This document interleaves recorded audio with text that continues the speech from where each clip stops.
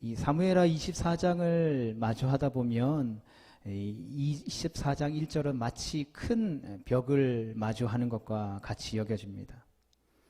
하나님께서 이스라엘 백성들을 치시려고 다윗을 격동시키셔서 그로하여금 이스라엘의 인구조사를 하게 하셨습니다.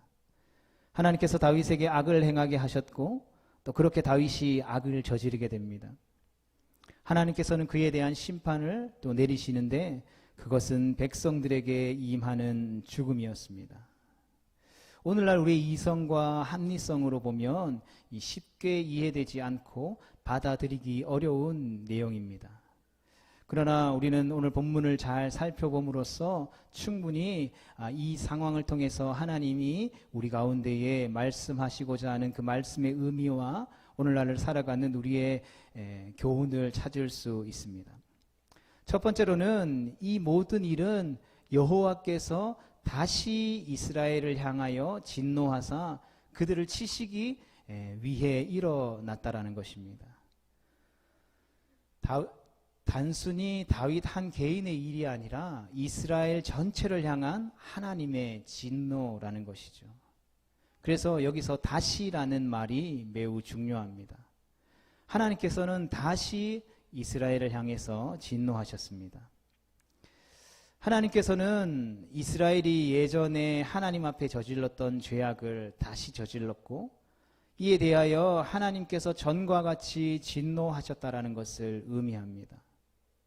그 죄악이 무엇인지는 이제 이후에 나타나게 됩니다. 두 번째로는 하나님께서 다윗을 격동시키셨다라는 말이 쉽게 이해되지 않습니다. 같은 사건을 기록하고 있는 역대상 21장 1절은 상당히 다른 사실을 우리 가운데에 알려주고 있습니다. 우리 말씀 같이 보겠습니다. 시작. 사탄이 일어나 이스라엘을 대적하고 다윗을 충동하여 이스라엘을 계수하게 하니라. 아멘. 역대상에는 이 사건이 사탄이 이스라엘을 공격한 일이다라고 증거합니다. 그래서 다윗을 충동한 존재가 하나님이 아니라 사탄이라고 기록되어져 있죠. 그러니까 두 본문은 같은 사건에 대해서 그 원인을 너무나도 다르게 설명하고 있습니다. 그러나 이는 전혀 모순되지 않는 사실이라는 것을 우리는 기억해야 합니다. 사탄은 늘 하나님의 백성들을 공격합니다. 그러나 사탄이 단독으로 마음대로 할 수 없고 누구의 허락이 있어야 됩니까? 반드시 하나님의 허락이 있어야만 공격할 수 있다라는 것이죠. 욥이 당했던 어려움이 바로 그에 대한 대표적인 예라고 할 수 있습니다. 사탄이 욥을 공격하려고 할 때에 하나님께서는 공격의 범위와 정도까지 정해 주셨다라는 것을 우리는 반드시 기억해야 하는 것이죠. 사탄이 아무리 하나님의 백성을 공격한다 할지라도 하나님의 뜻을 넘어설 수는 없고 반드시 제한된다라는 사실을 우리는 반드시 기억해야 할 것이죠. 그래서 하나님이 우리 가운데에 시험을 주시지만 또 피할 길을 주신다라는 의미가 바로 그러한 것이죠. 사탄은 하나님께서 범죄한 당신의 백성들을 위하여 사용하시는 징벌 혹은 경고의 도구일 뿐이라는 것이죠. 그래서 하나님의 자녀는 사탄 혹은 영적 세력들을 과도하게 두려워하거나 불안해할 필요가 없다라는 것이죠. 그 어떤 피조물도 하나님의 사랑에서 우리를 끊을 수가 없기 때문인 것입니다. 그런 면에서 우리는 이 사건을 다시 이해할 수 있는 것이죠. 다시 말해서 이스라엘이 하나님 앞에서 심각하게 다시 범죄하였고 하나님께서 이스라엘을 징계하시는 도구로 사단의 활동을 일시적으로 승인하셨으며 그 사단의 활동이 다윗을 유혹해서 결국 인구를 조사하는 현상으로 나타났다라는 것이죠. 사단은 다윗을 유혹했고 다윗과 이스라엘은 스스로 그 유혹에 넘어가서 범죄하였으며 이 모든 일을 통해서 하나님께서는 범죄한 이스라엘과 다윗을 벌하시고 죄에서 돌이키도록 이끄셨다라는 것이죠. 세 번째로는 인구조사가 가지는 의미입니다. 이 인구조사는 다윗 한 개인의 죄가 아니라 하나님께서 이스라엘을 향해 진노하신 이유, 곧 이스라엘이 하나님 앞에서 다시 저지른 죄의 성격, 죄의 내용이 무엇인지를 우리 가운데에 보여주고 있는 것이죠. 어쩌면 하나님께서는 이스라엘이 저지른 죄가 무엇이었는지 그들 자신이 깨달을 수 있도록 인구조사를 사용하신 것인지도 모르겠습니다. 죄를 통해서 죄를 깨닫게 하신 것이죠. 구약시대의 말씀을 보면 인구조사 자체는 범죄가 아니었습니다. 출애굽기 30장 11절로 16절에는 인구조사에 대한 하나님의 명령이 나오는데 그중 출애굽기 30장 12절 말씀을 같이 보겠습니다. 시작. 내가 이스라엘 자손의 수요를 조사할 때에 조사받은 각 사람은 그들을 계수할 때에 자기의 생명의 속전을 여호와께 드릴지니 이는 그것을 계수할 때에 그들 중에 질병이 없게 하려 함이라. 아멘. 하나님께서는 모세에게 백성의 수를 조사할 때에 조사받은 각 사람은 반드시 각각 자기 생명의 속전을 하나님께 드릴 것을 명령하셨다라는 것이죠. 이는 단순히 수를 센다라는 개념의 목적이 아니라 백성의 생명이 바로 하나님께 있음을 인정하는 일종의 신앙의 고백이었다라는 것이죠. 모든 백성은 하나님의 소유라는 사실들을 이 생명의 속전을 통해서 드러낸 것입니다. 그런데 오늘 본문에 나오는 다윗의 인구조사에는 하나님께 드리는 생명의 속전이 없었던 것이죠. 본문 24장 9절 말씀을 보면 요압이 수를 보고하며 칼을 빼는 담대한 자라고 표현합니다. 즉 다윗은 군사로 동원 가능한 인구의 수를 조사했던 것이죠.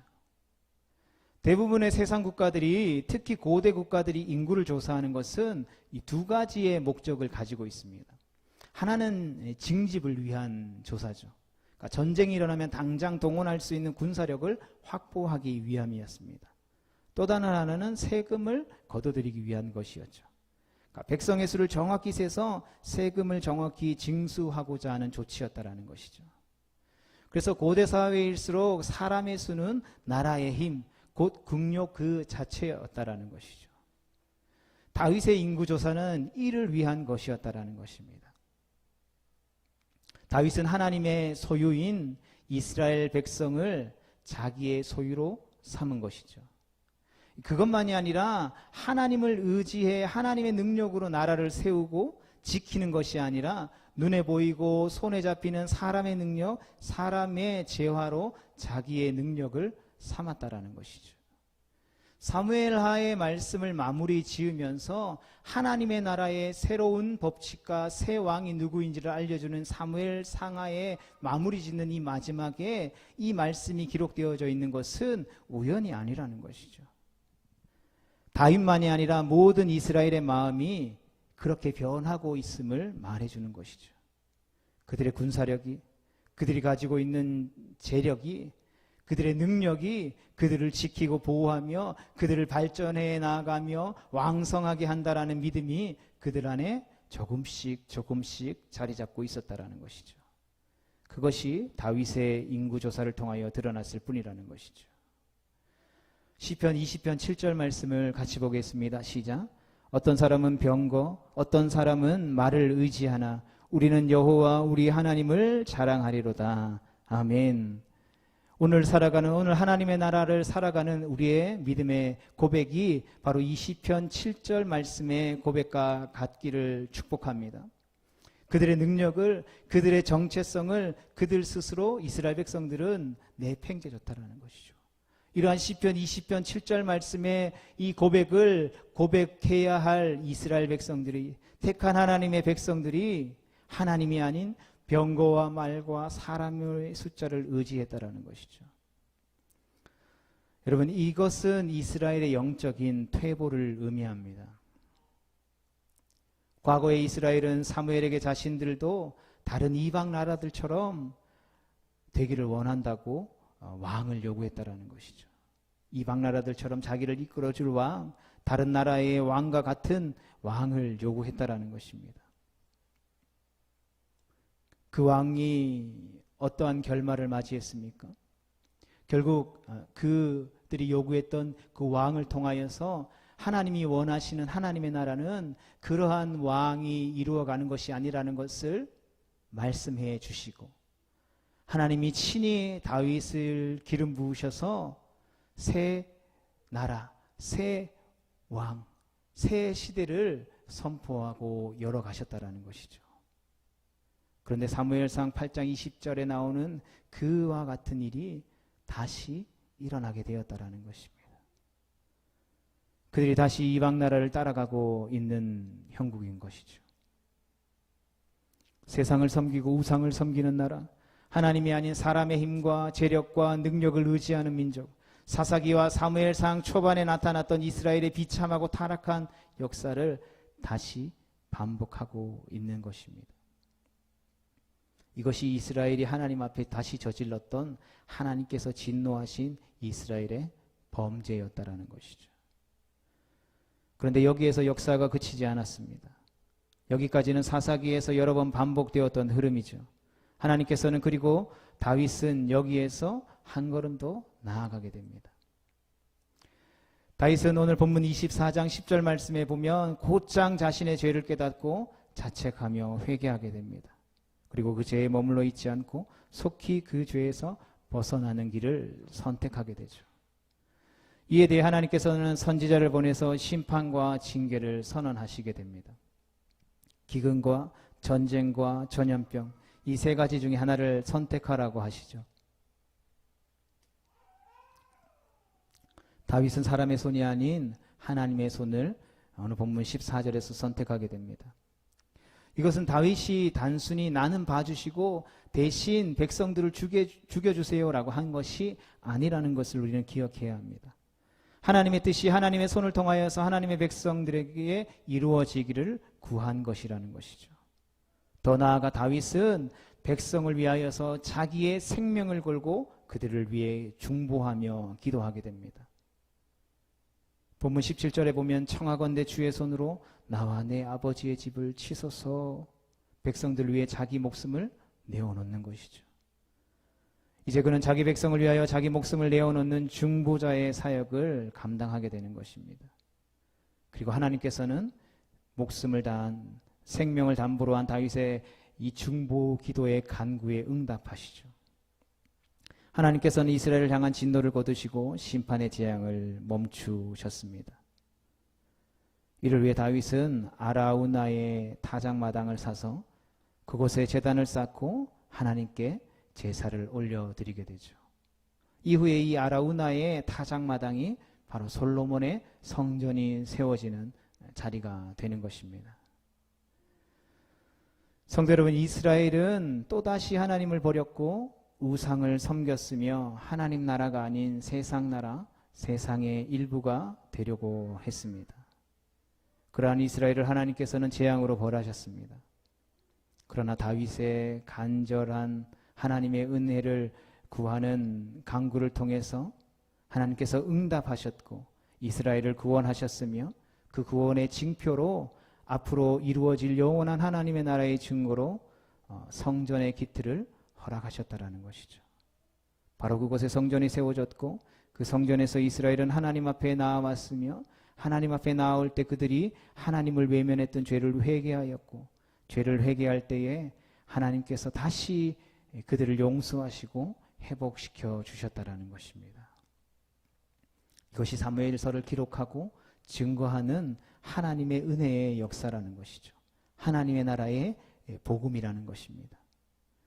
이 사무엘하의 이 마지막의 기록은 우리에게 너무나도 중요한 몇 가지 교훈을 던져줍니다. 먼저는 우리 안에 깊이 뿌리 박혀 있는 죄의 탄성이 얼마나 강력한지를 보여주는 것이죠. 여러분, 죄는 살아 있습니다. 죄는 끊임없이 삼킬 자를 찾고 있다는 것이죠. 우리가 죄에서 자유함을 얻었지만 끊임없이 우리의 육신은 죄로 돌아가려고 하는 탄성이 있다는 것입니다. 다윗과 이스라엘이 그랬던 것처럼 우리도 기회만 생기면 다시금 하나님을 잊어버리고 세상으로 돌아가려고 한다는 것이죠. 그러면서 동시에 하나님의 은혜가 우리 가운데 얼마나 놀라운지를 또한 보여줍니다. 그렇게 세상으로 돌아가려고 하는 우리를 하나님께서는 붙잡으시고 늘 새롭게 하시며 하나님 안에 거함으로 하나님과 함께 동행하며 하나님의 말씀을 듣고 하나님을 예배하고 하나님과 호흡하며 기도하며 하나님의 뜻을 구하며 하나님의 마음을 알아서 이 땅 가운데 주님의 몸된 전 교회를 세워가게 하신다라는 것이죠. 다윗을 통해서 베풀어 주셨던 그 다윗 왕국의 그 어떤 은혜보다 훨씬 더 강력하고 영원하며 완전한 은혜를 예수님을 통해 우리에게 주셨다라는 것이죠. 다윗은 백성과 함께 죄를 지었습니다. 그러나 예수님은 우리에게 오시고 우리와 같이 되셨습니다. 범죄하지 않으셨고 오히려 거룩함으로 구별되셨습니다. 우리를 죄에서 건지셨으며 우리를 거룩한 하나님의 백성 되게 하셨다라는 것이죠. 다윗과 이스라엘은 한계가 있었다라는 것이죠. 범죄하였고 하나님의 징벌을 받을 수밖에 없었다라는 것입니다. 다윗은 중보하였으나 이스라엘을 살리거나 완전히 회복시킬 수는 없다라는 것이죠. 결국 심판이 임했고 백성들은 죽음을 맞이했습니다. 그러나 예수님은 범죄하지 않으셨습니다. 오히려 우리의 모든 죄값을 대신 감당하셨다라는 것이죠. 다윗은 죽고 백성은 죽었지만 그 반대의 일이 일어났다라는 것이죠. 예수님께서 우리의 죄를 대신해서 죽으시고 우리는 그 대속의 은혜로 말미암아 영원한 생명을 얻게 되었다라는 것이죠. 하나님께서 다윗에게 베풀어 주셨던 하나님의 놀라운 은혜는 성전으로 이어지고 이제 마무리되어지게 됩니다. 그가 비록 성전을 짓지는 못했지만 성전의 기틀을 준비했고 성전이 지어질 땅에서 하나님께 예배를 드림으로써 모든 은혜와 회복을 찬송했다라는 것이죠. 예수님은 우리의 성전이십니다. 영원하시고 완전하신 성전이십니다. 그분께서 우리를 용서하시고 우리를 이끄시며 하나님과 우리 사이에 막힌 담을 허무시고 우리로 하여금 새롭고 산 길이 되어주셔서 하나님께로 나아갈 수 있는 믿음의 담력을 주셨으며 하나님께 예배드리게 하셨고 그 나라의 영광을 충만하게 누리게 하셨다라는 것입니다. 또 예수님의 이야기인 것이죠. 그렇습니다. 사무엘상과 사무엘하, 하나님께서 다윗을 통하여서 우리 가운데 말씀해 주시고자 하시는 그 이야기의 핵심은 바로 예수님 이야기인 것입니다. 사랑하는 성도 여러분, 사무엘서의 말씀을 이제 상하로 다 마무리하면서 이 전체 이야기를 통해서 한 가지만 우리가 기억할 수 있기를 축복합니다. 사무엘서는 위대한 영웅, 이스라엘의 위대한 왕 다윗의 영웅담을 기록한 이야기가 아니라는 것이죠. 그 다윗을 통해 예표되고 나타난 바로 예수님의 이야기라는 것입니다. 그분 안에 있는 우리의 모든 구원이, 회복이, 생명이, 삶의 생사화복이 있는데 어떻게 그 예수님의 이야기를 하지 않을 수 있겠습니까? 모세와 선지자가, 다윗이, 율법이, 시편이, 구약의 모든 역사가 예수 그리스도를 말하는데 어떻게 이 복된 이름을 우리가 말하지 않을 수 있겠습니까? 하나님의 나라를 이루시는 하나님 나라의 왕이신 예수 그리스도, 우리를 구원하신 그분을 기억할 수 있기를 축복합니다. 그리고 하나님께서 우리를 그분의 복된 나라로 부르고 계십니다. 그 나라의 왕이신 예수 그리스도를 우리에게 보내주셨고 그분을 믿게 하여 주셨습니다. 이제 우리는 그 나라의 백성으로 왕 대신 예수님의 다스림과 보호와 인도 아래 복된 삶을 살 수 있는 것입니다. 새로운 생명을 얻어서 새로운 나라에서 새로운 영광을 바라보며 살 수 있게 되었습니다. 뿐만 아니라 그분 안에서 영원히 그분이 베풀어 주시는 은혜의 축복을 누릴 수 있게 되었던 것이죠.